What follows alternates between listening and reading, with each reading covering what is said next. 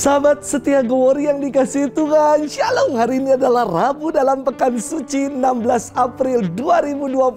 Kita kembali akan bersama-sama merenungkan firman Tuhan hari ini yang diambil dari Injil Matius 26 ayat 14 sampai dengan 25. Mari kita siapkan hati kita.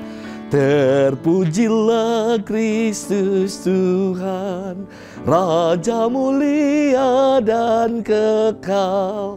Salam ya Raja kami, hanya Engkaulah yang mengasihi kami. Salam ya Raja kami, hanya Engkaulah yang mengasihi kesesatan-kesesatan kami. Terpujilah Kristus Tuhan, Raja mulia dan kekal. Tuhan bersamamu dan bersama rohmu. Inilah Injil suci menurut Matius, dimuliakanlah Tuhan. Sekali peristiwa pergilah seorang dari ke-12 murid itu yang bernama Yudas Iskariot kepada imam-imam kepala. Ia berkata, "Apa yang hendak kamu berikan kepadaku supaya aku menyerahkan dia kepada kamu?" Mereka membayar 30 uang perak kepadanya.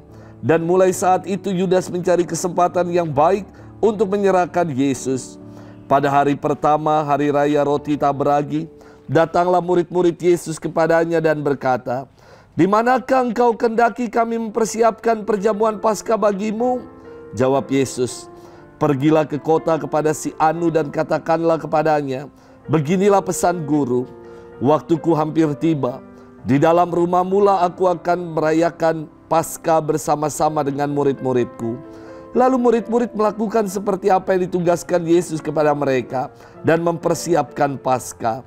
Setelah hari malam, Yesus duduk makan bersama dengan ke-12 murid itu. Dan ketika mereka sedang makan, ia berkata, "Aku berkata kepadamu, sesungguhnya seorang di antara kalian akan menyerahkan aku." Dan dengan hati yang sangat sedih berkatalah mereka seorang demi seorang kepadanya, "Bukan aku ya Tuhan." Yesus menjawab, "Dia yang bersama-sama dengan aku mencelupkan tangannya ke dalam pinggan ini, dialah yang akan menyerahkan aku. Anak manusia memang akan pergi sesuai dengan yang ada tertulis tentang dia. Tetapi celakalah orang yang olehnya anak manusia itu diserahkan. Adalah lebih baik bagi orang itu sekiranya ia tidak dilahirkan."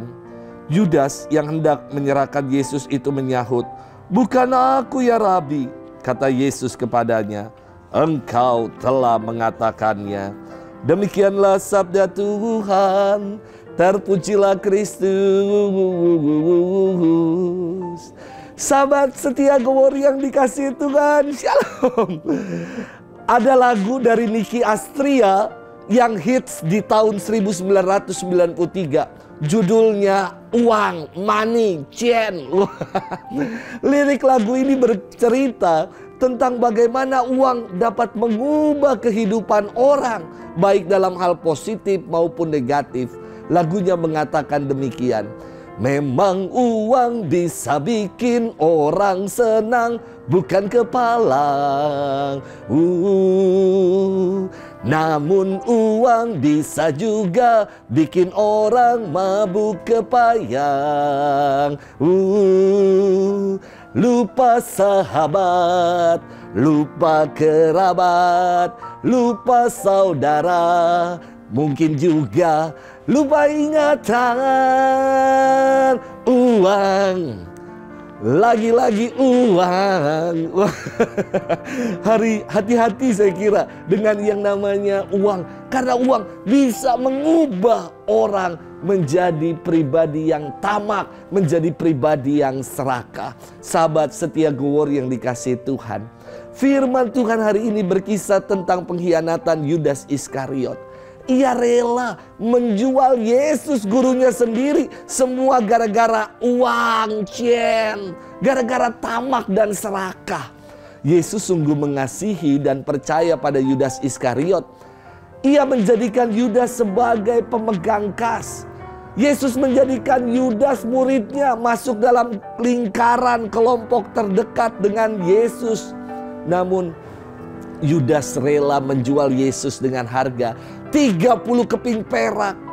Yudas berkata kepada para imam kepala, "Apa yang hendak kamu berikan kepada aku supaya aku menyerahkan dia kepada kamu?"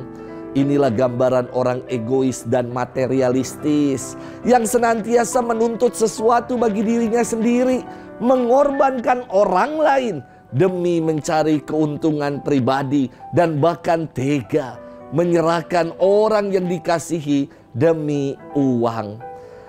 Ada yang pernah bertanya kepada saya, "Romo, bukankah melalui Yudas karya keselamatan Allah menjadi tergenapi?" No, justru Yudaslah yang mengkhianati. Keselamatan dianugerahkan Allah melalui Yesus. Yudas bukan tokoh keselamatan. Tokoh utama dalam karya keselamatan adalah Allah.